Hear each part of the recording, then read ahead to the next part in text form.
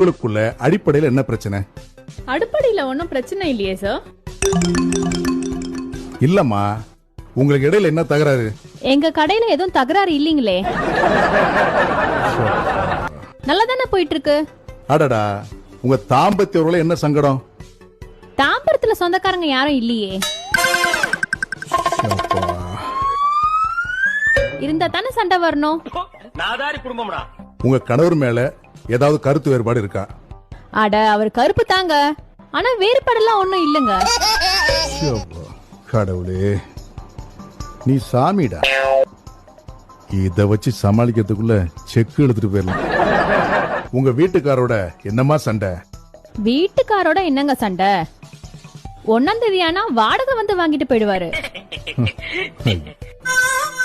அவரு சந்தோஷமா தான் போவாரு. ஐயோ, இவனை காப்பாத்துறதால நம்மளை காப்பாத்திக்கிறாரு.